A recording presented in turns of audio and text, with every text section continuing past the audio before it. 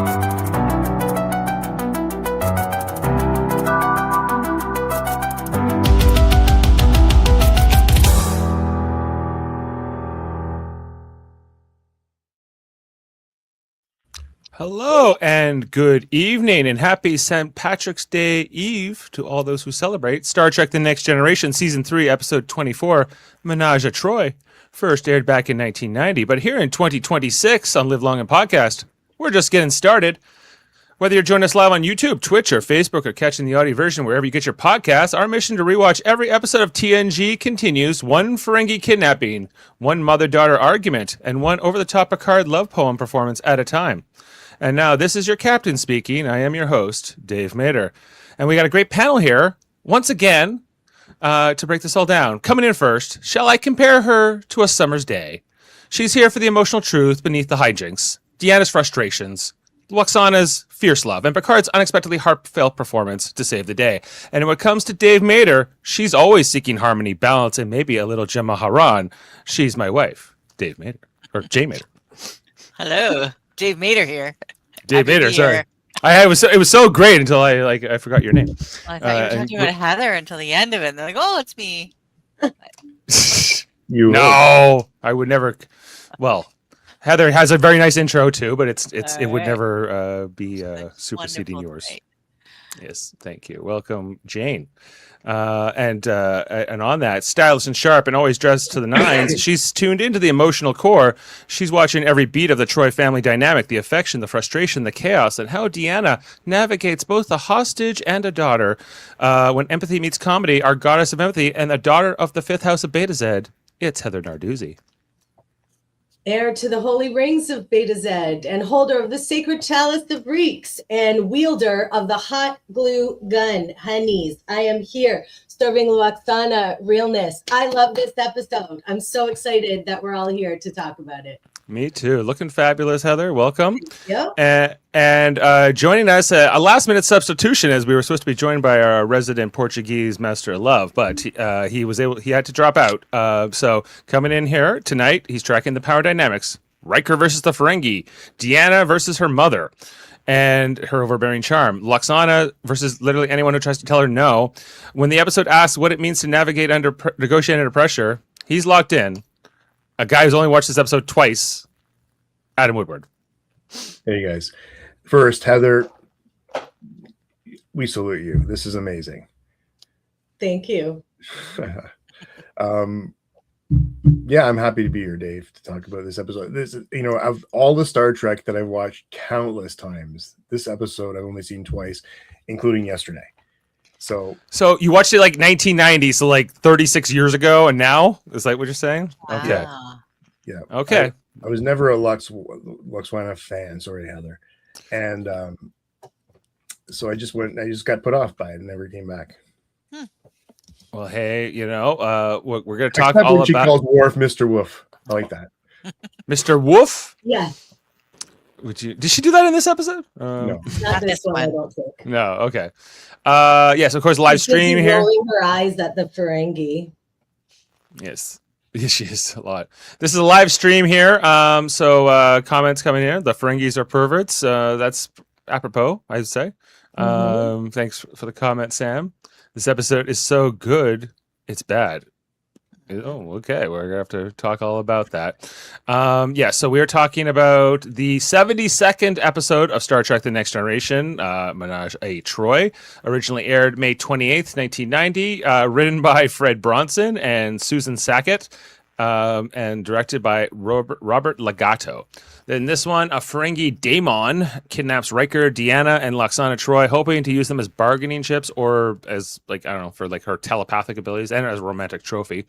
The Enterprise must track them down while Picard delivers one of his most dramatic rescues in Trek history. And there's also this B plot with Wesley Crusher. He's supposed to catch his bus to Starfleet Academy, but he misses it, and apparently he can't get another bus. He has to wait a whole year, which is a little weird, in my opinion. Is that how far out they are? They're that far out that only the Bradbury can come get them or get him. It's like an Uber. I guess, but like I don't know, the Enterprise. It seems like they would probably cross by Earth at some point. They just picked up Sarek on Vulcan, which we know is close to Earth, and I don't know how far Beta Z is from Earth, but I don't think it's that far. But it doesn't matter. He doesn't even need to go to the Academy. He gets a uniform by the end of the episode, and he kind of like gets for him. They didn't tailor it. It does look a little weird on him, quite frankly, because they don't get him on in the. Normally, he has like this muscle suit thing underneath, and I don't think they have that when he puts that on at the end. So Heather, would you say you like this episode or you dislike this episode? I love this episode. So I think it's just so fun and so camp, and the costumes that Lwaxana wears. This is a pale imitation of what she's actually wearing in the episode, which is my all-time favorite outfit she wears. The 80s splendor, the fashion of it all, the hairdo. She wears like 5 different things in this. I love it. And off the top of the episode, I would like to say that, and Jane, as my fellow woman on this panel, maybe you've experienced this as well. When I got into Star Trek, like nobody in my family was into it, so I didn't watch it growing up. I started watching it cold when I was 16, when Generations came out, 15 or 16, right? So everyone around me who liked Star Trek was a guy.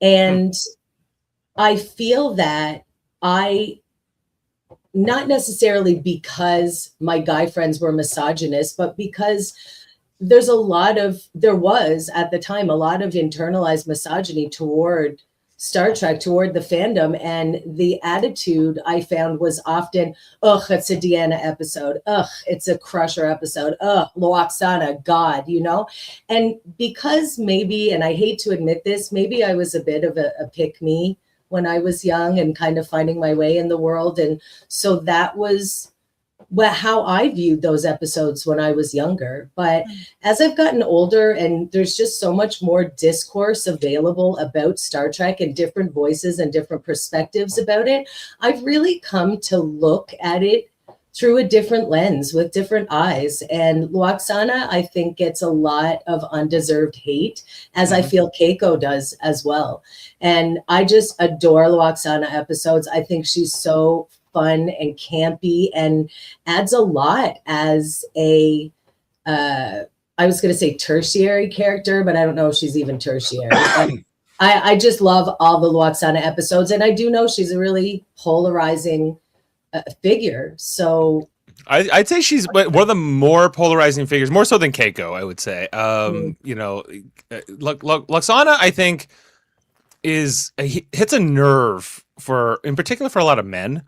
For any kind of overbearing mother-in-law type or grandmother type character in the family, so I remember when we were doing the podcast with Shives on the Deep Space Nine episode where there's Xanthe fever. And I remember assassination, love it.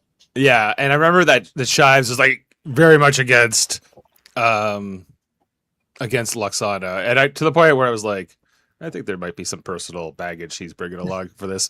You know, and that's my take on her. Like, but for me, Lwaxana feels so like such a real person. Like, you know, like more, sometimes even more so than like the main cast because they're so perfect and they're so awesome. And, you know, she's a little bit annoying and pushy and she can read everyone's minds and she knows she's making people uncomfortable. Right. So it's kind of like it's an interesting dynamic with her. And coming from a family where, you know, I guess, you know, they almost sometimes get some joy out of seeing you squirm like that. I definitely something I relate to. Okay, well, Jane, I want to. I just want to say something because I feel like I should. Because I originally said I'm not a fan of Lwaxana, and it's simply not because of Lwaxana. It's more about, first of all, as this season's going on, Riker is annoying the crap out of me, and even this episode more than ever. So maybe that was part of it, but I really do like the Lwaxana Timothy episode. That one was really great. That is really good. Yeah. Oh, the one where like the Death Wish one. Yes. Mm-hmm. Yeah, well, that's a great episode. I think she has a lot of great appearances. I'm a fan of her. I got the one with her and Alexander is probably my least favorite. But the higher, the fewer. It's so fun. It's fun, but it's not my favorite. I guess you know that's all. Yeah. And the one with like the one that had Kirsten Dunst come in as a guest star. That one. Yeah. That was such a sad one. But like I think Majel Barrett gets a lot of undue you know just people trashing her like and her like she was a very good actress and a very good you know performer, and you know we saw her play Nurse Chapel but also Number One and this character but and the voice of the computer, and I think like her legacy in Star Trek is undeniable for me. But I agree, and I just think that it seems to me now that she is getting her flowers more so than she did in the 90s. Like people recognize her contribution to Star Trek a lot more now, myself included. And I think that's great. I really like that. Yeah, me too. Jane, do you have any thoughts about this episode? I would just say, Heather, I had a different experience getting into Star Trek. My grandmother was into it. And so I'd go over there, you know, on the weekends and late at night, stay up and watch Star Trek on reruns. Oh, she froze there. Jane, come back. Jane. I hadn't heard this story before. I was looking forward to it. Oh. Jane, you froze for a moment.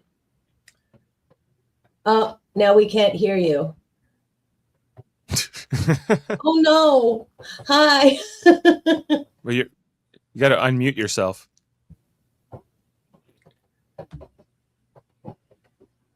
Hey. It muted Oh, me. great. Okay, so you were saying ended. that you would stay up late and watch Star Trek with your grandmother. On, you know, babysitting, and then a couple of my aunts were very much into Star Trek. So yeah, it gets different. I had females in my life that were into this, which is a good influence, I guess. But you know, love Lwaxana, I always have. And this episode, I guess I thought it was just you know, when we started doing these, the podcasting again, and we Star Trek Radio Theater, at the beginning, we used to do like a spinning wheel that would just kind of pick the episodes for us randomly. And this episode came up, like, okay, we're going to do this one. And it was like, yeah, I didn't love it, you know, or, you know, it was just a mid one. And we did it. It was a lot of fun. It was fun. But rewatching it again here, like 4 years later, I don't think I've really revisited it since.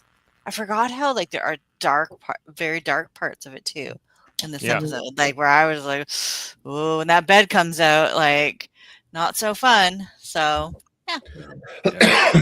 Yeah, I think the Ferengi get off way too light in this episode. You know, but that's kind of space justice. It seems like in Star Trek sometimes, where what are we gonna do? They're bad guys. They're on the other ship and they're gonna fly away. What are we gonna do? Arrest them? Like maybe, you know. But whatever. Okay, not to be misogynistic, which is always a great way to start a thought. So I think like Majel Barrett famously was the like Gene Roddenberry's mistress when he was on original series. He was married to somebody else at the time of the original series, and during this show, he's also has a mistress on Majel Barrett, which is Susan Sackett, who is like his secretary and the co-writer of this episode. And the episode's called Ménage à Troi, which is a play on Ménage à Trois. I don't know what to make of any of that. I don't know if that is that do you have any sexy fun facts about that, Adam? I'll have to figure that out, but yeah, but I just wonder if any of that kind of stuff is part of the dislike around her character or around these story. I don't know. Like I think that there's just a general feeling of same with nepotism or anything where people get jobs because they're thought, it's a family member or it's a lover or whatever it is. I mean, Marina Sirtis had the same comments made about her. How'd she get the job? Well, she ingratiated herself to right. And misogyny, yeah. And Terry Farrell, very much the same, on D Space Nine. And yeah, we can all agree that Gene Roddenberry and Rick Berman were not the most feminist of men. Not the most. I would say that's accurate. I don't know. Yeah. But anyway. I just noticed, Jane, just one more thing about this. Jane, I do notice both you and Ashley come from very feminist perspectives when we're discussing Star Trek. And I find when I was young and watching it, I heard a lot of like, oh, the one time they let Troi drive the ship, she crashes it. Like that kind of thing. And I mean, I made that joke when I was young, but I don't find like you and Ashley come from that perspective. And I, as an adult, am not coming from that perspective either. So it's nice to look at old episodes with fresh lens. Fresh eyes, yeah. Yeah. And if anything, I like Crusher and Troi. Well, I never really felt like that. Like I hate his Troi episode, but I definitely like them even more now, talking to you guys about them. And with that all said, we can jump into the episode. Let's talk about it and everything we saw in our screenshot. So the Enterprise starts off this episode at Beta Z for the annual trade conference, which I guess the Betazoids host. This is the first time we visit Beta Z. It's a very Earth-like planet, so it seems very desirable. I noticed in this episode, continuity-wise, that they refer to themselves as a Beta Z rather than Betazoid. Like they're not super sticky on which terminology they're using. That's just a little thing, though. Yeah, I wonder if they even knew what the planet's name was before they named the Betazoids. But yeah, here we are. There's I guess a reception here in the 10 Forward on the Enterprise, and there's this guy playing these what do you call these, chimes, I guess, and like the little doo doo doo doo doo doo. I love it. I love that little melody. I had forgotten about it. Yeah. So this will come to be important in the episode. Meanwhile, Riker is playing three-dimensional chess with a Ferengi underling here. And the Ferengi guy thinks he's confident, and Riker's like, "Oh, I got you now. I'm the Mr. Chess." Like, everyone's standing around watching this chess match, and Riker just kind of takes him down. We'll find out later. He takes him down in 30 moves, but he was being polite. He could have done it in 20. No, is that why he's pissing you off, Adam? I just don't know what his purpose is. Like, First officer of the ship. Yeah, but he doesn't. I think they struggled with what to do with him, honestly. This they really nail it in a couple episodes, by the way. Okay. Best of both worlds. They'll figure out what to do with him. Yeah, and then there are quite a lot of good Riker episodes in season 4. Future and Perfect is the one that stands out to me the most off the top of my head. But I didn't really think about that until you mentioned it several times this season, Adam, and you're not wrong. Well, thank you. Yeah. What a high praise. You're not wrong. You're not wrong, sir. We're not saying you're right, but we're not saying you're wrong. So it's. But I mean, I just love Riker across the board, so I just tend to kind of blanket like him. But I think you're right. They didn't quite know what to do with him for a lot of this season. But even how they write him, like what is he? He's like the guy who sleeps with all the women, and it's just an interesting character. And this episode, again, that whole, well, we get to it in a minute. I'll wait. All right, let's get to it. Anyway, he beats the Ferengi guy in the chest, and then the Ferengi claims that I couldn't listen with all that noise, which I think is just, to remind us, the Ferengi sore losers. It's also, I think, to draw our attention to like the rhythm of those chimes, because they come to be an important part of this story. So, a couple of things, established here as we kind of cut back to the chimes. And then we find very interesting comment from Stargazer Fish here. Riker plays as an extension of the audience. He's always puzzled and trying to understand what's happening around him. They do use him like that in this season for sure. For sure. And they use Data sometimes in that role too, but I guess it depends on the context. Yeah. Anyway, so Picard is then having a drink with this Betazoid guy. Nibor, I think his name is. Or no, it's Writing Grax, as played by Rudolph Wilrick. The second Betazoid male we're meeting after Tam Elbram earlier this season. I was like, look, there they go, black contact lenses. Why we can't give the Betazoids on Starfleet Academy those? I don't understand, but whatever. Anyway, the Beta. So we find out he's known Lwaxana a long time, going back to her first husband. I don't really understand if Troi's father is her first husband or not, but that's never quite explained. But whatever.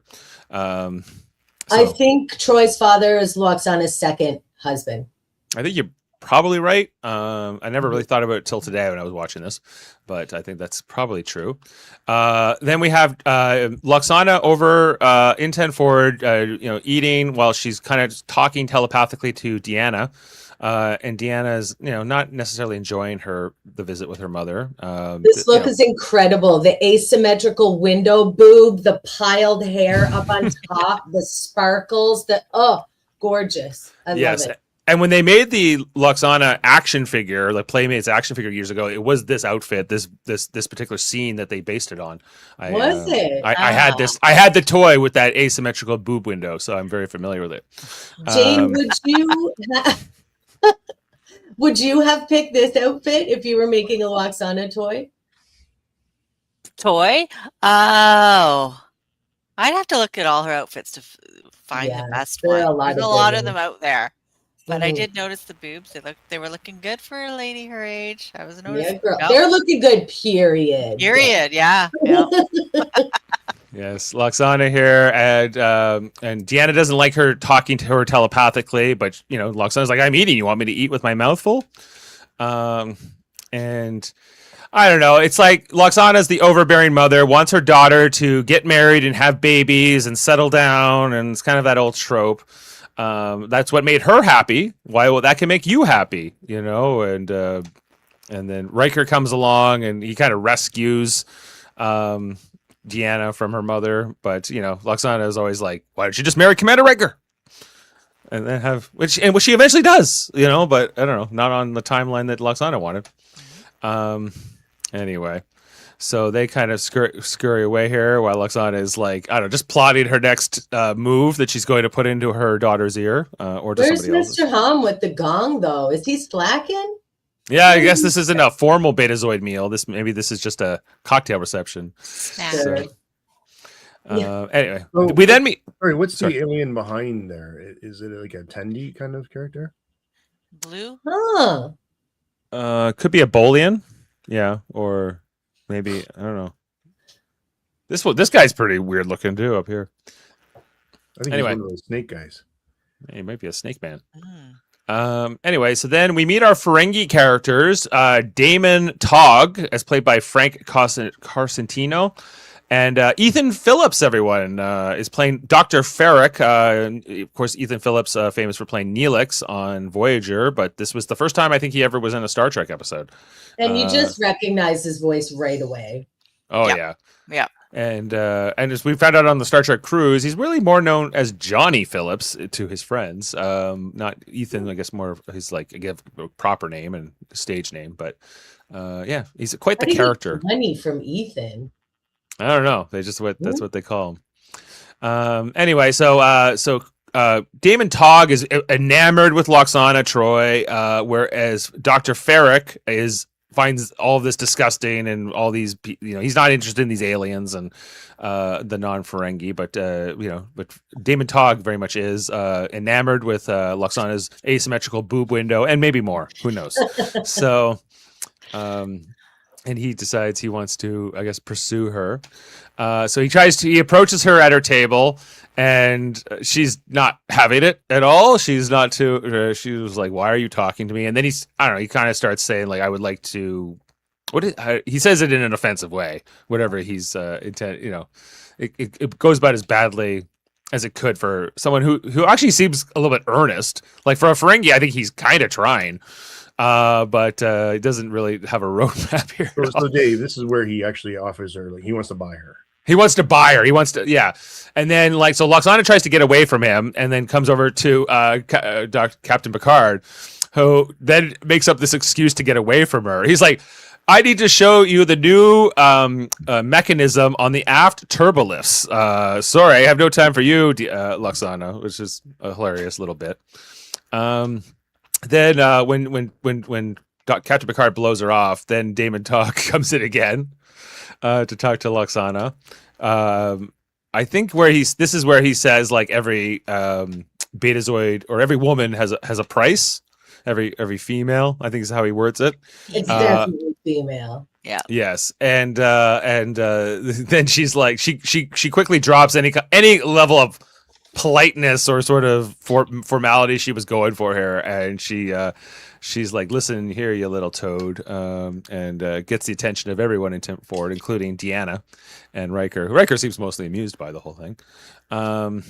As she tells him that no one will ever buy her, and shove it up or shove it down his ears or whatever else, So anyway, Deanna a little embarrassed. Riker finds it great. And that's sort of the moment here. And then after Dr. Ferrick's like, can we go? You have not embarrassed us enough. But Damon Togg more determined than ever that he will have Lwaxana Troi. And that is our teaser for the episode. Coming off, then we have our title card, Ménage à Troi, as Deanna. Then she has a quick little conversation here with Lieutenant Worf, asking if we're at war with the Ferengi now after the whole incident in 10 Forward, but it's more in jest. Worf said he finds Lwaxana formidable and impressive for telling those Ferengi off. So he's all about it. And Deanna says she's going to pass that along to her mother, who just happens to be on the other side of this wall as she's in her quarters. Come in, little one, as she likes to say to her. And I always enjoy these Deanna Lwaxana scenes. This one, Lwaxana is like laying down with all these candles lit, trying to get over that whole incident with the Ferengi, and then Deanna apologizes for being so short with her mother all the time, getting so upset. But she's like, well, if you just got married to Riker, then everything would be great, and this is where Deanna, the patience she has to show her mother all the time. And she's like, you can be happy. And she's like, I am happy, but not really. And she starts acting like a kid. Yeah. I find that so relatable because nothing turns you back into a child like bickering with your mom. Yep. That's true. That's true. Yeah. For sure. Look at this dress. This is a great view of it. Look at that wide belt and the cinched waist. Yes, bitch. Oh, yeah. Slay. She looks so good. The one I noticed today watching it was like the earrings that go with it also. And it was a great look. Anyway, she calls Deanna little one or whatever, and Deanna does not like it. Little one. That's what I was called when I was younger. So, little one, don't you ever call me that. I'm a grown woman. Mm-hmm. Then why aren't you having babies yet? Says her mother. But there she goes. So Deanna goes, and I don't know, like. Again, Lwaxana, very relatable for me. Like, not from my mother, nor my grandmother, but like it's definitely. Well, she did feel bad. You could tell in the scene. She's trying with Deanna. She felt bad. I always like when she does this too. Rats. Yeah. Whoops. Oh yeah, you got me there. Anyway, so Deanna has to kind of go away. After that, then we get our next scene, which is about Wesley Crusher being like a super smart prodigy guy, and he figured something out with a microchip, and Geordi and Data are. This is the love scene, man. They're all like. Oh. This is the love scene, yeah. We couldn't have done it without Geordi, and we couldn't have done it without Data, and then but Wesley is the king. Yeah, well, if Wesley came up with it, and Data's like, it's true. I can corroborate. I wouldn't tell a lie. I think it's sweet. 3 daddies for Wesley. Exactly. That's what they're definitely He's going not gonna for. get that kind of love of the Academy. We know that. No way. No. Anyway, so then they also tell us that he's about to go off to the Academy, like they're getting ready for him to leave the Enterprise, which hasn't been teased at all yet this season until this moment or this episode. So kind of curious, but we'll come back to that. Anyway, and then after that part of the meeting breaks, it's just Picard and Riker, and Picard's like, why don't you take some shore leave on Beta Z? You know, like you take some vacation. Because they're planning to go to this stellar nursery, as they call it. Is he getting him back for Riza here or something? Maybe this is like a returning the favor for Riza. Yeah. Because Deanna had already asked to take the shore leave, so he's kind of nudging Riker. Why don't you go spend it with Deanna?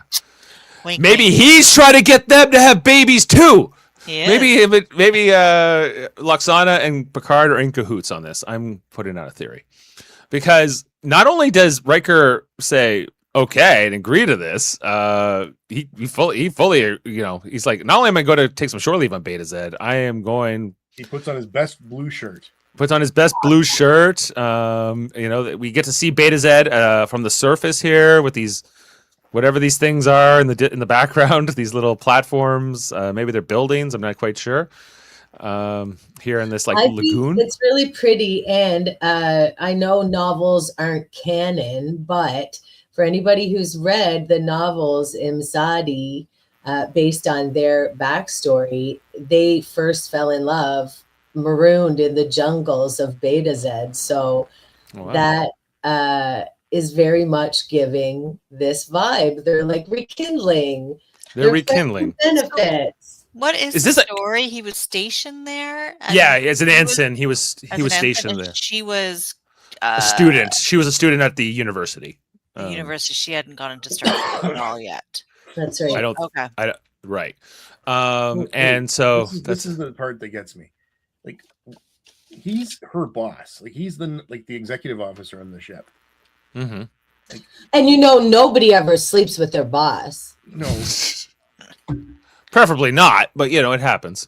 Okay. Like, what's Deanna just slides right into this? Whatever. It's up. I was just kind of like, I'm like, are they a thing now again, or is this like I don't know. I always get a little bit confused about their relationship because they say it transcends time and space and boss and underling and whatever. So does this imply that on the ship when they want to hook up, they hook up? I think so. All right. That seems to be a prevailing theory, although they're free to date other people. It seems like as well. And they come to this dress is so cute, and I love that it echoes the colors of what Lwaxana is wearing when she unceremoniously crashes their date in a minute. Yeah, and so they're coming back to this spot where they planted this flower that has like a jingle bell sound or whatever, and like they planted it years ago. So they're coming back, but I was always like, how does Lwaxana know they're there? Is this like where Deanna's from? Is this like her family home or estate, or is it just a huge coincidence that Lwaxana just happens to be at this park at the same time they are? Could be sensors. Could be like maybe she has a homing beacon on Deanna, so she can always find her. Who's to say? Anyway, so they go find the little flower, and I guess there's romance in the air. They're feeling the old feelings of years ago, and there's some looks here, and then some kisses. But just as they're about to move, Riker's going for the kiss. Who shows up in the background with the umbrella? I think is my favorite part for the whole outfit. It just really sells it. It's Lwaxana, and Mr. Hom, he's here as well for the picnic. And then she hears her mother, and I just love this, like when she puts his head on the chest there, and they're like, "Oh God, it's her Here we go again. But she is a big Federation ambassador too, right? So Riker's got to play nice. Anyway, so I know this is like a specific place in LA that they always film basically this at. Probably will come up in fun facts. But it's a nice little park. And the scene here is they start having this little picnic. Riker gets to try the oscoid, which is very different. I think I pulled that one. Where is that? Try the oscoid. Very different. Yeah. It's got the sap in there.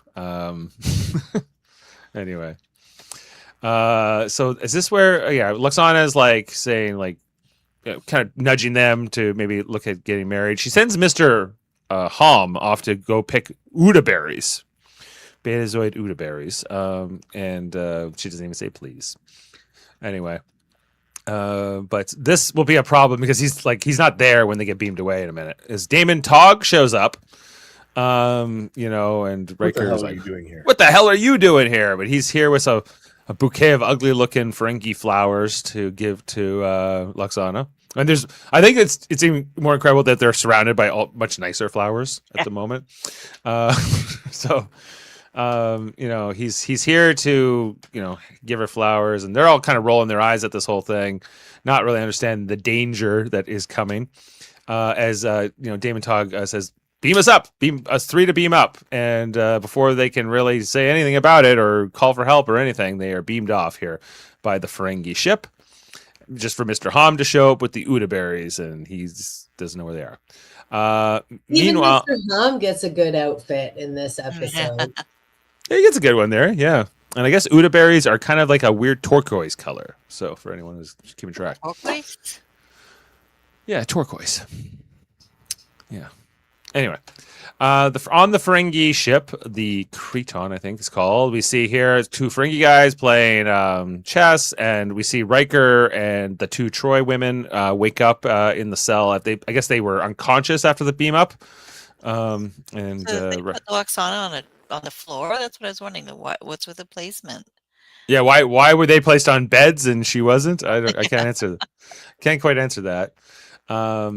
Anyway, well, so then maybe it's the Ferengi thing. The male is on the bed and the 2 females are on the floor.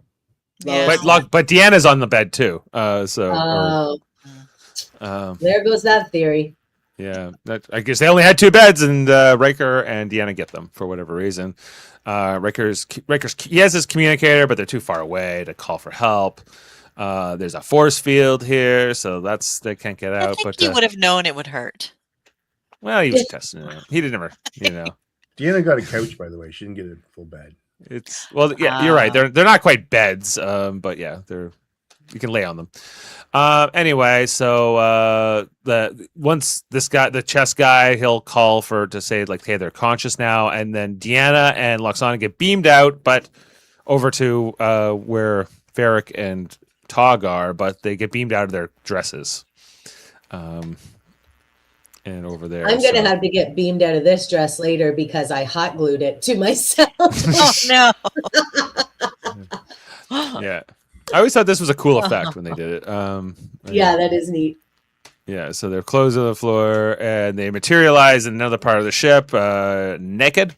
And Riker's like, why didn't I get to go? Yeah. Who's there? But Ferric is played by Ethan Phillips. Look at him; he's leering at us. I love her line of "even their transporters can't be trusted." Is a great one too. And then she also made some comment about humans, like he leers like human men or something. Yeah, he leers just like human men. Then Tog shows up, and he's, I don't know, whatever. Lwaxana just grabs blankets and she wraps her and Deanna in these blankets so they're not just standing in front of them fully naked. Because it's cold in here. You have to let me get some warmth. What we're told about the Ferengi. This is the first time I think they really established that Ferengi don't let their women wear clothing. Females do not deserve the honor of clothing. It's an honor. How about that? Yeah. That's how she feels about that, and that's how we feel about it, Ferengi. Yes. Anyway, but so Lwaxana gets them to send Deanna away, so that like Lwaxana can work on Tog, because she knows that he really wants her. I think there's actually quite a bit of heroics here from Lwaxana in this episode to protect Deanna more specifically, right? Like more of as a mother. You see that come through quite a bit in this episode, I think. And what we know she does not like Damon Tog at all, but she's willing to put up with a lot of this. Demon Tog, whatever your name is.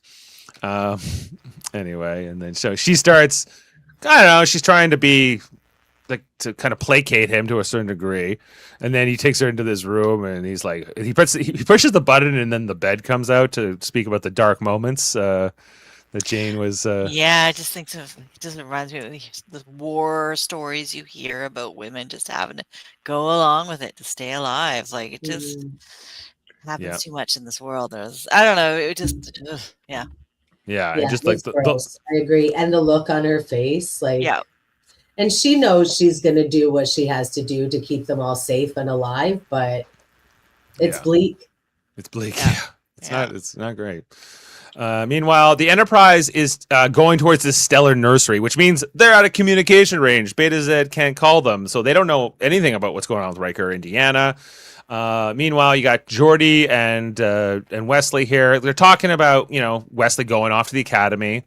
And he's like, well, I'll be back in like 4 years, and then I'll be back on the ship. And Data's like, first of all, you don't even know you'll be reassigned here. Not all ensigns get stationed to Galaxy-class starships, but, I always thought I would be coming back, Wesley says. And Geordi makes a comment about how, you don't even know if Captain Picard can request you when, by the time you graduate. He might not even be captain of the ship anymore. So there's a bunch of these kinds of questions. I like that scene. Yeah, I did. I'm thinking about it that way, and I felt for him. Yeah. Right. Yeah. That he hadn't thought about any of these things, I guess, or they're just, so that's going to come into play here. Meanwhile, back on the Ferengi ship, Deanna and Lwaxana are still able to speak telepathically. Deanna now changed back into her clothes, from earlier. And she's getting the telepathy from Lwaxana. So she's working Damon Tog. So they decide they're going to work on the guard here in the cell who's playing chess. More specifically, Riker starts, taunting this guy. Well, like, don't do that move. Don't, you're going to get yourself checkmated. And he's like, I don't need any human advice. But Riker then says, oh, you're going to get beat off. And that's exactly what happens here as the other guard defeats him. And so then they basically start like a match here with Riker behind the force field.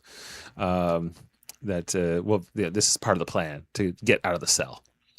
Then we have Lwaxana back here with Tog as he's getting a drink, and I don't know, some of these moments, where like he'll start touching her and she'll like grab his hand, but then start, every time she'll when she looks away, she like scowls, and then she looks at him, she has to smile, right? So you keep seeing that played out here. So we never get this the misconception that she's somehow enjoying any of this, as much as she has to kind of play the part.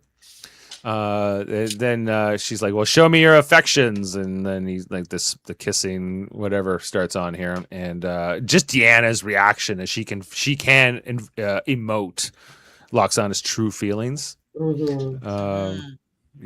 And basically her mother is nauseous or grossed out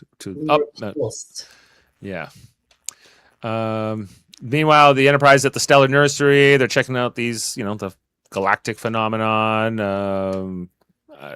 Picard, basically this is nice, but like Picard is like, they're busy doing science stuff right now. That's why they don't know what's going on with Riker and Troi and Lwaxana.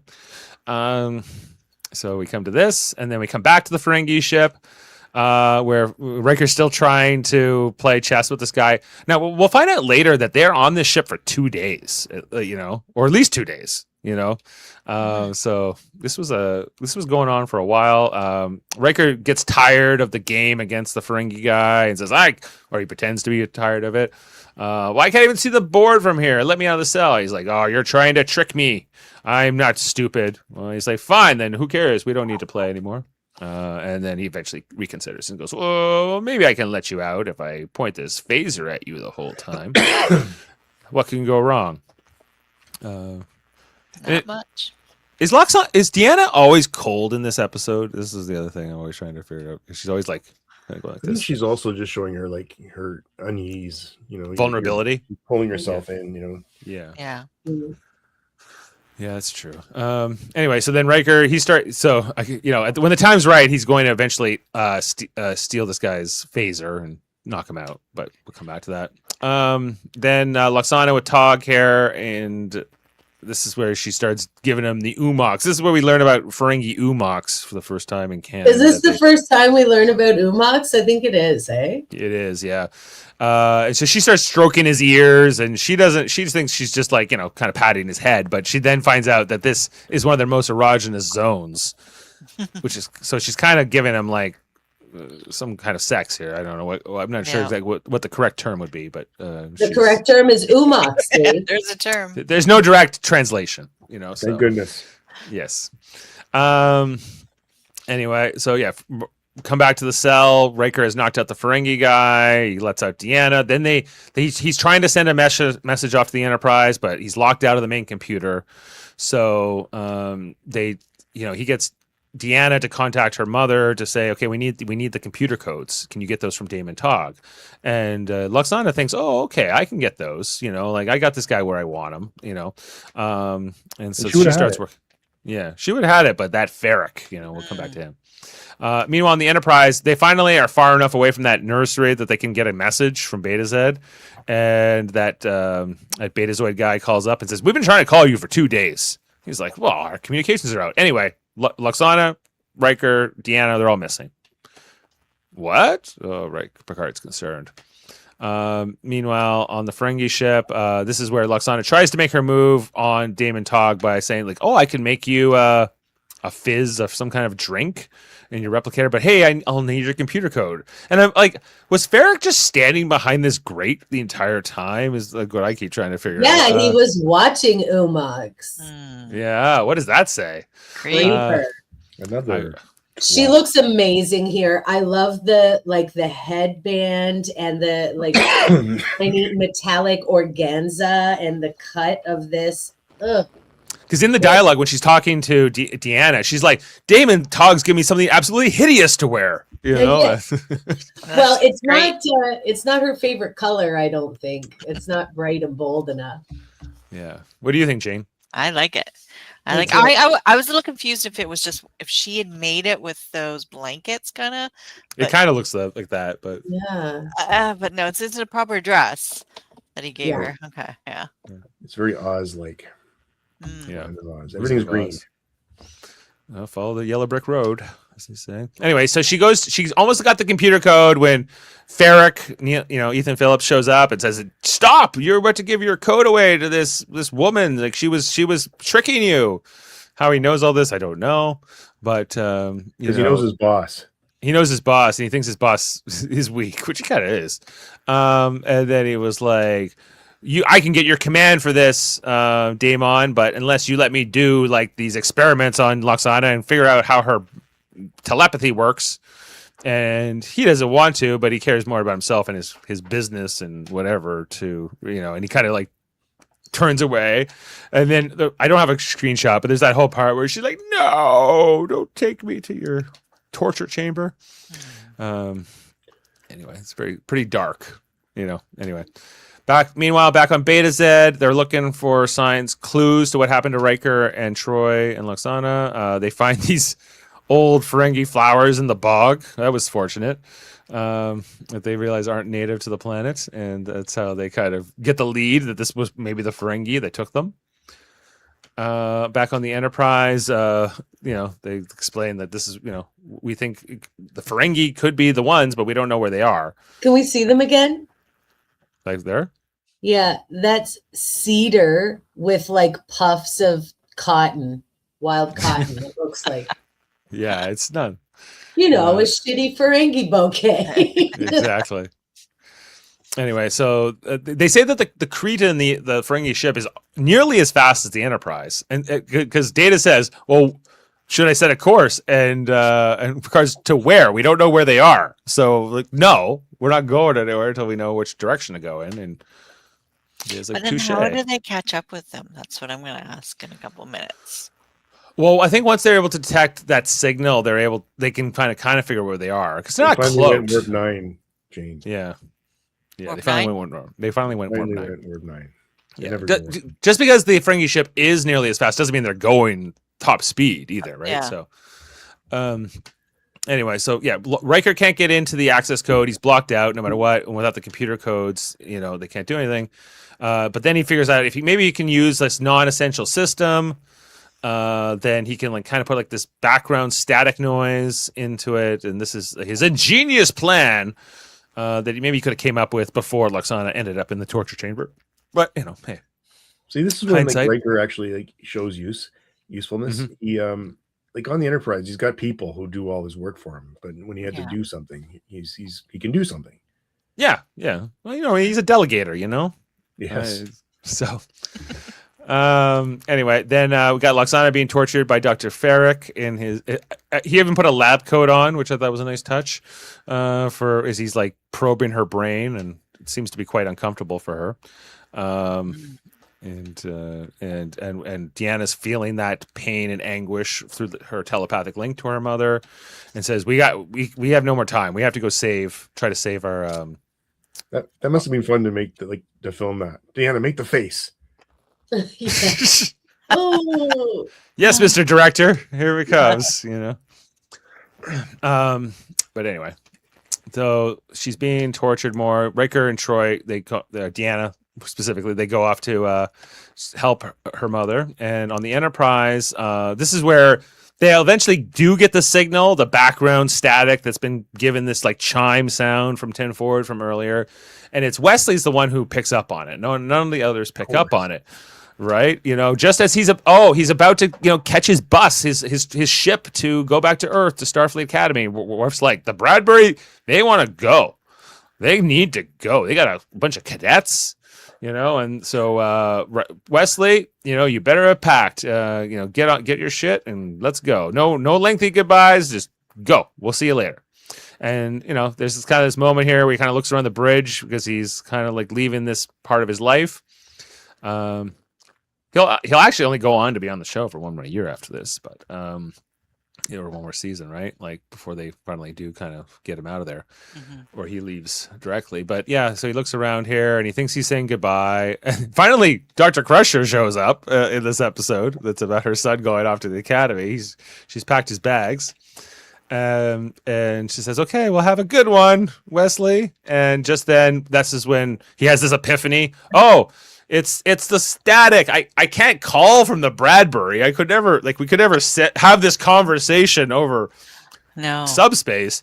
No, I have to go to the bridge and explain this. And his mother's like, okay, whatever. I don't know. So I get to keep him here for another year. That's good. Exactly. Yeah. Because he shows up just when Worf's like, the Bradbury says they're leaving without him, and and Picard's like, no, you're gonna miss your ship. But Wesley's on to something. He thinks he can help find Riker and Deanna, which does seem like a more important thing right now. And and he's the one who isolates it. Geordi kind of dismisses it. He's like, that's just normal background thing, right? But he's like, it's the rhythm. And they set a course based on where that's coming from. But why at this point did they just go, hey, you can go now? Yeah, well, Yeah, from the bridge to go to school. Bradbury. Or how about they're in a ship that could catch up to the Bradbury and beam him over. Yes. So, right? I don't know. We could Whatever. go on a shuttle. Yeah. Yeah, there's options here. Or just do a video oral exam over. Yeah, because he misses the oral exam. That's what it is. Oral. Yes. And Do they not have Zoom? This is before COVID, guys. This is way before COVID. yeah, but it's way after it technically, right? So, in terms of this being in the future. Anyway, so then Lwaxana gets rescued here by Riker and Deanna, who blasts Ferrick's equipment and destroys it. But just as he does that, Damon Todd gets the jump on him and takes his phaser. Riker was in control for 2 seconds. I don't know. Is there always a Ferengi hiding behind a pillar, ready to get the jump on you on a Ferengi ship? Seems like yes. So then Lwaxana makes this deal like, you don't need Riker and Deanna. First of all, Deanna is only half Betazoid. Her powers are no use to you.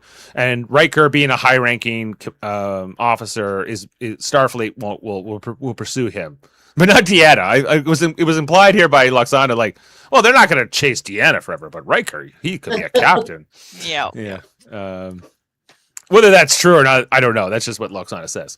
So, anyway, so he kind of makes this deal, and this kind of corresponds to the timing here of when the Enterprise does show up. And Lwaxana, we kind of overrules her daughter's protest for this. Like, I have to do this. I have to protect you, and well, not so much Riker, but definitely for Deanna. And all those things. So they get to beam out there. What else? Oh yeah, Ferric doesn't like it. But Lwaxana is like, if I have to live the rest of my life with Demon Tog, I will. To help my daughter. Anyway, so Deanna very concerned as she's scurried off here, and she gets to return to the Enterprise with Riker. They've been wearing these clothes for 3 days, so I don't know. They might smell the best. And at least 2 days. Anyway, this is their like, my mother does not want to be with him. I know it, but she's doing this to keep us safe. And as we got Picard talking to the Daemon, Lwaxana is like, no, you can't have me back, Picard. And there was this whole part earlier I didn't mention that she said, Daemon's like, I don't want to hear about your past lovers, any of your past relationships. So she has no idea that there's like this fake relationship presented here with Captain Picard. And Deanna says, you're gonna have to fight for her. You're gonna have to, do this. And he's like, oh, I got something in my bag of tricks. This is Shakespeare. When he looks so My awkward. love is a fever. My love's a fever. For that which longer nurseth the disease. Tell me more. In faith, I do not love thee with mine eyes, for they in thee 1,000 errors see, but 'tis my heart that loves what they despise, who, in despite of view, art pleased to dote. Shall I compare thee to a summer's day? Thou art more lovely and more temperate. And I think we've seen a whole bunch of Picard memes and just in the last few seconds here. Yes. Of him just going full ham on his set here. Worf, not impressed. Like, I'm not into this. Some of the moves, some of the things that Patrick Stewart does here are so funny to me. As he's playing out. And you never told me about him. You didn't want to hear about my past lovers. He's insanely jealous, and you can't kill all of your rivals, Jean-Luc. He's like, I'll kill them all. Give me a countdown. You can't want this. But you'll kill her in the process. If I can't have her, no one can. And then he starts this countdown, which I played at the top there. 5. He keeps doing Shakespeare in between, like 6, 5, 4, and then finally they beam her over in a rush, not wanting to be destroyed by the Enterprise. Although, the Ferengi ship is no slouch compared to the Enterprise either. Anyway, but Deanna comes back. They're not looking for the fight with the Enterprise, and now Lwaxana is like, now I think I found my husband for good. Like, she's so happy with how this all played out, I think, with Picard. I love this. And Picard is wildly uncomfortable with her sitting in his lap on the bridge of his ship. Like, I guess, like, what the ruse is to prevent a battle from breaking out still at this point. They have to kind of keep him confused. He's like, well, because maybe I won't report this to your superiors or something. I don't know. Wait a bit. This was kind of an interstellar incident, if you ask me. But anyway, so Picard's now kind of dug himself a hole with Lwaxana. She thinks like, oh, you're in love with me. Let me stroke thee. As she's trying to give him touch his ears, touch his head. It works with him. Like Deanna and Riker in this scene are hilarious. Like, just their expressions, and even Worf here, where he's just like, ugh. Mr. Wolf. I don't know. Mr. Wolf. Anyway, so Picard says, I need to go show that guy like the mechanism on the aft turbolifts again. And then he tells Wesley to set a course for Beta Z. Warp 9, maximum warp. Let's go. Boom. Yeah, he gives her the chair too. She's like, just gives her He's the like, button. oh yeah, you sit in my chair. You sit in my chair. Yeah. As they warp back, and you think that could be the end of the episode, but no, because we have to wrap this up with what's going on with Wesley. Wesley, comes in to see Picard, and he's like, "Well, you missed your oral exam, and so you're gonna have to wait a whole other year before you can go to the academy." This doesn't make any sense to me, but okay. It seems like he was kind of like doing an official duty for Starfleet. In fact, at the time. Yeah, no, it doesn't make sense. Yeah. Anyway, so you're gonna have to repeat it again, but you can stay here on the Enterprise for another year. So the Academy's loss is our gain, he says. But he's like, you know what? You were a hero. You helped save the day. It's not right that you're just an acting ensign. I'm making you ensign with all the responsibilities here thereof, and the uniform and everything. You don't have to wear this thing anymore. Wait, with the I don't ugly have to go to the pants. academy and I just get promoted? This is fantastic. But they still make him go to the academy. It's kind of like it anyway. So Does he go as an ensign then? Like I guess he no. He gets to like start as a first year cadet, like after he's already been in it. It doesn't make any sense. So it's just like anyway. do shut up, Wesley. Yeah, do shut up. Then we get the transition here that they're about to leave Beta Z. They're about to go to leave, and then we get like the first his feet coming over the door, and then we pan up to see this man in this very not quite tailored thing, for the first time. I think this is because like Will Wheaton wanted a raise, and they're like, we won't give you a raise, but we will give you a red uniform. How's that? And I guess that's what we got. He tells the story that he was trying to negotiate his salary, and they said, well, we won't give you a raise, but we will promote you to lieutenant. Yeah. And he was like, on the fictional starship. Right.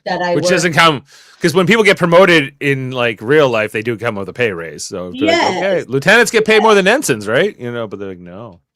No, I love that. I forgot that this B plot was in this episode, and I think it's nice. I think Wesley gets a rough go too, but I like it. I think it's sweet. Yeah, and it's like every time I watch Best of Both Worlds, I go, yeah, that's why Wesley was in like the red uniform for that that episode. It happens here 2 episodes earlier. Wesley actually grew on me as well over the the 3 seasons. Mm-hmm. Yeah. But yeah, it seems like, do you really need to send this guy to the academy since he's a prodigy and he can already do everything a normal officer can do? And well, he just got into trouble at the academy with Nick Ricardo. Yeah. Sure. He wasn't killing other cadets on the Enterprise. Stargazer says, would he be a non-commissioned officer if he skipped the academy? Well, no, he's a Nepo baby. He's a full ensign. He gets to do whatever. He's a Nepo baby. That's all right. We love Wesley. Good job, Wesley. But like, if I was O'Brien, I go, how is this guy superior to me? He didn't even go to the academy, but he's an officer. He doesn't even go here. Yeah. Wesley's not a union man. Not a union man. He was a union man. That's right. Anyway, and proud mama, and they're all proud. They're all looking on. Like he doesn't just have 4 dads. He has like 5 dads and 2 moms in some ways with the crew of the Enterprise. I guess but his main mom being his main mom. And he gets to go to warp here for the first time in his red uniform. He looks like the rest, right? And they hit the thing. And I was thinking about this as they were coming out of the episode, because I was like, we always think of like everyone we see here on screen, like the big 7. I was like, Wesley was as much a main cast member for at least half of this show than until he's not. He was but he's never really thought of like that. I think like Tasha Yar gets more like thought of amongst this crew sometimes, even though her tenure was much shorter. Or even like Pulaski, right? Like, who was only there for the 1 season. So it's kind of, I don't know. But then when he leaves the show, it's like, I think it's because of this bad beef he has with Rick Berman after he does leave the show, that he kind of always gets forgotten after that.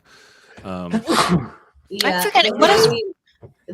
Sorry, Jane. What did you say? I was just I blanked out on where Ro Laren's gonna fit in here. Ro Laren comes after basically Will Wheaton leaves the show. Yeah, So- but what? What was her position? Where? Helmsman. where- She was Yeah, in- she took his sat where spot. he is sitting. She now. took his Okay. spot. Yeah. Okay. Yeah. Okay. Sorry. Yeah. Go ahead, Heather. Yeah. And then- I was gonna say about Will Wheaton and Rick Berman. The way that he has recounted it is that he asked if he could have part of season 4, I believe, or season 3 off to do Dangerous Liaisons. And Rick Berman said, we can shoot around you. And then when it got closer to shooting time, he said, actually, no, you can't take that movie. The first episode of this season is going to be a big Wesley centric episode. We need to have you there. So he declined the movie. And then when he got there, it wasn't at all. He had one scene.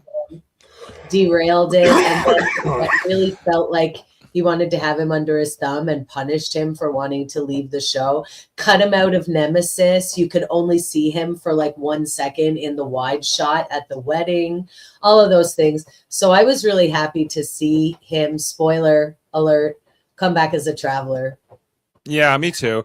And that's all. That's my understanding of everything between. I don't know, like. If you ever had a boss who just really is overbearing and wants to play mind games with you and control you psychologically, that's the impression I get of Rick Berman. Absolutely. From many accounts, like Denise Crosby, Terry Farrell, Will Wheaton, they all speak really poorly of him. Yeah, I don't think but some of the others like Brent Spiner and like a few of the others, they seem to like him. Or they at least have a good. Well, it's easy to like him when you're the golden boy. Right. Literally. Yeah. Golden eyes. Yeah. Anyway, like it's just so what do we think about the Wesley cap on the end of this episode? I think it's really sweet. I like it. I think I don't like it. It's because they still make him go to the academy after this whole, like, I'm like, fine, he's an ensign now, but like he never went to Starfleet Academy or something. Like Picard just decided like that's what it is. And that's what happens here, but then they decide he will, because they want to write him out of the show basically at the end of next season. And so they say, okay, well now he'll go to the academy. And then he'll become, but it doesn't make a lot of sense to me that like he would start off as a first year cadet after having done all this, after having saved Earth from the Borg and done countless other things. But that's what happens, you know. It just feels weird to me. How many years is the academy? 4 years. 4 years. Yeah. Yeah, you could have skipped the first year for sure. Yeah, like why do you need to do 4 years at the academy when you've been piloting the flagship of Starfleet? Right, and several like, years already. The way they present the academy in this show is like it's hard to get in the academy. You got to pass so many tests, written, oral, like psychological tests, and then we watch this new academy show, which I won't spoil too much for you, Heather. But like it's like. Come on, come all. We could. It doesn't really matter. Like you know. Well, it's also 3,600 years in the future or whatever. It's about 1,000. Yeah. So anyway, I don't know. Maybe their standards got lowered. No, so they just needed people. They just need people. Yeah. Who act like they're in high school. Yeah. Anyway, so Adam, you said you had some trivia. You had some facts for me, and I need sexy, fun facts with Adam. Sexy fun facts with Adam, Betazoid edition. Let's go. Hey, let's just talk about Gene Roddenberry for a second. So here's the scoop on him. Back in the original series days, he began a romantic relationship with Majel Barrett during the Lieutenant before Star Trek even launched. By the time the Star Trek was filming, the relationship was openly known on set, and they actually shared an apartment near the studio. But he was technically married to somebody else at the time, right? Right, yeah. They married first in Japan in 1969 and then again in California when his divorce was finalized. And then they remained married until his death in 1991. He, of course, pushed her to have the first major role first as number one and then as Nurse Chapel. And the network was against that, of course. So not totally misogynistic. Well, you know, women could be nurses, but they couldn't be second in command. But he fought for them to be second in command. It was the studio that wouldn't let him do it. Like it was not. Yeah, that was right. So at the same time, he had Nichelle Nichols in a relationship. Yes, he did. And she were they running around? Yeah, she during ended the original relationship- series. Yeah. Yeah, I had no idea. she ended the relationship when she found out about Majel Barrett. Hmm. And despite the breakup, they maintained a professional working relationship. Nichelle Nichols also recalled later in her biographies that she often found herself in Roddenberry's office nude or partly clothed during the relationship. Nichelle Nichols said this, Yeah. Oh, yeah? my. but not part of their relationship. Like this was outside of that. You're saying? Well, I don't know. I mean, I guess part of the relationship. So yeah. Just a lot of costume fittings. Yeah. Now, according to everybody, there was no real reputable sources on Next Gen that ever put him with Maria Sirtis or Gates McFadden or Denise Crosby or Michelle Forbes. So there's all talk. He never tried to get with those young new cast members. He stayed more in his age ever range. said it happened. Like nobody legitimate. Okay. Yeah. Right. Okay. Yeah. Okay, let's get into the fun facts now. So, this episode is the origin of the snapshot of Picard with the stretched out hand, where he circulates the web as the internet meme. In that sequence, he's reciting William Shakespeare sonnets to Lwaxana, specifically from the line, "Shall I compare thee to a summer's day?" Yeah. So, the scenes on Beta Z were filmed, Dave, you asked this earlier, at Huntington Library Botanical Gardens in Pasadena, California, where Justice was also filmed. Yeah, so right. Yeah, it looked familiar, and I feel like they'll come back to this a couple times. Like when, Is that the running planet? That one? So they're running? Yeah, the running planet. The running planet? Just Yeah. Everybody's running. The musical instrument scene to play the Algolian ceremonial rhythms is actually a traditional Indonesian bamboo instrument. Okay. This is the first appearance of Ethan Phillips, as you called out earlier. And turned out to be a great character in Star Trek along the way. The ship that was supposed to carry Wesley to the Starfleet Academy was called the Bradbury, after the pioneering science fiction author Ray Bradbury, who wrote Fahrenheit 491. And the Martian Chronicles. 451. 451, pardon me. Yes. Gosh. Michael Moore made Fahrenheit. As I said that, I knew I was wrong. So I appreciate you calling me out. This is the first time we see the Umax as making its appearance in the show. And the torture chair was actually a dental chair. Go figure. Same thing. Yes, same thing.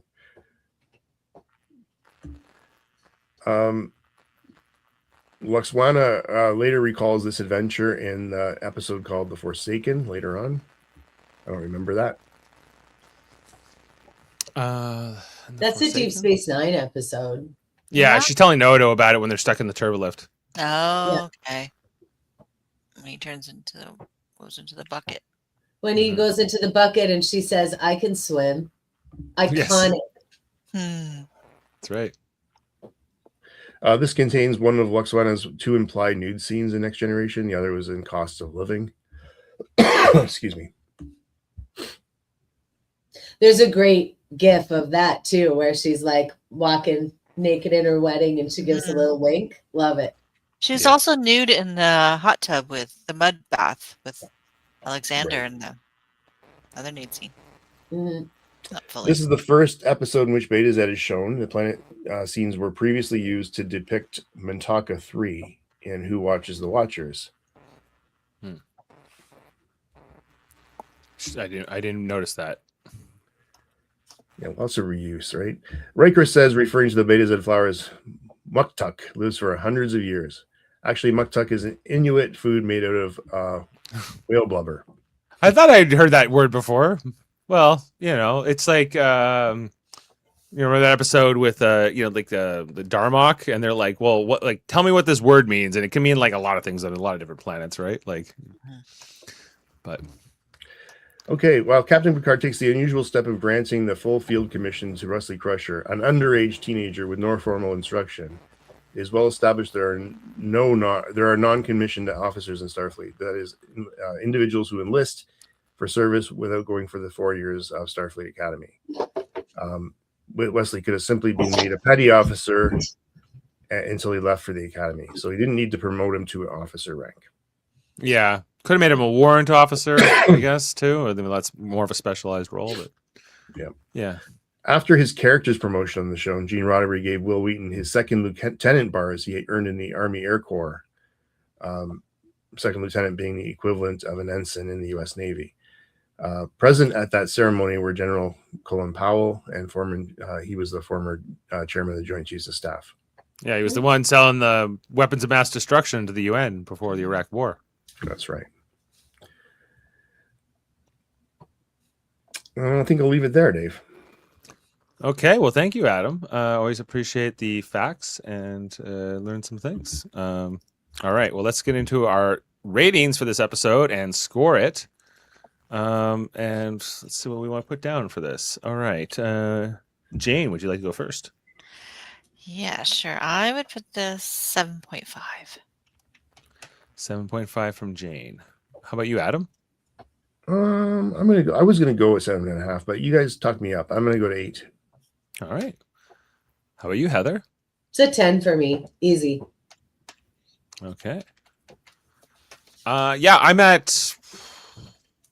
the 9s. I don't know if I'm at a 10, but I'm more than I'm like a 9.3. So I'm going there. Well, let's get the ratings from chat. I'm very pleased with the ratings that we've given as a group. Now, chat did not like it as much. Sam says his rating 6.5. Sam. Which is the same as the IMDb rating for this episode. So it's a bit. Jody says, watch it again. This episode screams season 1 quality at best. 4 out of 10, and I'm being generous. I think that he's a lot like those friends you mentioned when you were growing up and they would talk about these episodes. Yeah. And then Stargazer did say, I do agree the outfits are impressive on this episode. But then followed that up with 5 out of 10, and that's generous. Well, I think that she's a polarizing character. We just happen to have a paddle here that was willing to enjoy the episode. So I thank you for agree. That. Yeah, I have no problems. I love her. She's not the reason I didn't give it a 10. I feel like there's other great ones out there that. Mm-hmm. I need to put Jody's 6.5 in here, wherever he is. Jody said 4. 4? Yes, Sam said 6.5. 4. I shouldn't have told you. I should have let you put a 6.5 for Jody. Take that, Jody. Yeah. Okay. Just wanted to. So what's that turn it into? 7.8. All right. Well, we won't let the others. We won't let the others vote after this. Okay. All right. And with all that said, let's look ahead to season 3, episode 25. It is called Transfigurations. And in this one, the Enterprise rescues a critically injured amnesiac who is undergoing a mysterious transformation. We did this as a radio theater once. We did. Yep. Yeah. So I don't remember this one at all. I'm sure I will once I start watching it, but just from this screen cap and the title, I don't remember it at all. I'm sure it's because it's between Ménage Troi and Best of Both Worlds. Right. Yeah. Yeah. So look out for that. Now, right now, we only have Kevin signed up for this one. So I'm looking for a panel. I will be messaging the chat for it. So Adam, you're muted if you're saying something. Sorry, I've got a bit of a cold, so I'm coughing. But I'll come, of course, because I like Monday nights. This is my great way to end a Monday. Okay. Yes, right. I'll go as well because I don't remember this episode. Might as well watch it and discuss it with all of you. Excellent. So got Kevin, Adam, and Heather set to do this one. So look out for that. And then we do have Best of Both Worlds coming up after the week after that. So we'll be figuring out that panel. That's not already all booked? I think it is. I'm surprised if it's not. I was trying to hold a spot, but yeah, we'll see. Adam and Heather are there, though. But that's nice. Thank you. Look out for that. And we'll be doing both episodes, by the way. I'm wearing my Lwaxana outfit for the rest of this season, and it's going to get better each week. Very nice. Quick question here. Nog or Wesley, who do you like more? I like Nog more. I like Nog more. It's hard. I love them all. Yeah. She loves them all. Like children, Can't have your favorites, but can you? I like Nog too. Like, he's a good character. Mhm. Wesley or Jake? I'd probably take Wesley. Oh, Wesley. Wesley. What's wrong with Jake? Nothing wrong. I just like Wesley more. It was either or, Heather. I pick Wesley. No, I don't pick. Jake I Cole. like everybody. Also, check out our other stuff here on the channel. We just wrapped up a whole season of Starfleet Academy with what was the season 1, episode 10? It was called Rubicon. But you can check out the whole season of Starfleet Academy, season 1. We talked all about it. Adam loved it every minute, and it was great. I And we'll be back. I was You didn't satisfied mind with the it. ending. I'll say that. It was a good, satisfying ending. Done. Yeah, for sure. Also, every Wednesday we're talking Survivor. Right now we're into season 50, and we will be talking about the newest episode, Knife to the Heart, on Wednesday night. So look out for that too.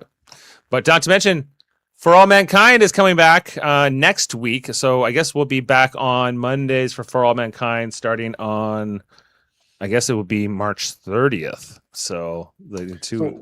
Sorry, are we doing Mondays For All Mankind and Thursdays then with next? I week? think that's the plan right now. Yeah, we're gonna because For All Mankind comes out on Friday, right? So so the plan is I think we're going to do For All Mankind on Mondays because if the episode comes out Friday, then it gives us time to watch it, do it Monday, and then we'll do the Thursday TNG basically. I'm gonna have to miss the For All Mankind premiere. I have tickets to the symphony that night. Oh, okay. Well, that's too bad. I know. Yeah. Well, look out for that though. We'll be talking For All Mankind. You can at least send us your rating and tell us what you thought because you'll have time to watch it before we do the podcast. So I guess we could always do it on the Sunday if we had to, but Yeah. or something like that too. We'll figure it out. We'll figure it out. Anyway, so those are all our podcasts, all our great stuff out there, and have a wonderful and safe St. Patrick's Day tomorrow to all those who celebrate. Make sure you wear your green. Anyway, we'll leave you with a quote. What will we leave you with here? Yeah, I got one. Okay, we'll see you next time, everyone. And until then, live long and podcast. Doesn't he realize that I am the daughter of the 5th house of Beta Z, holder of the sacred chalice of Reeks? The sacred chalice of Reeks is an old clay pot with mold growing inside it. Oh, well, perhaps one day when you're older and wiser, you'll understand. Beam up some Star Trek content with Live Long and Podcast. A roundtable movie discussion with Hey, did you see this one? And take a peek into the darkness with Heard Noise, Must Investigate with Michael Chan. Watch us duke it out on trivial debates. And let's chat about TV with the Super Maida Brothers. It's all here on the United Federation of Podcasts.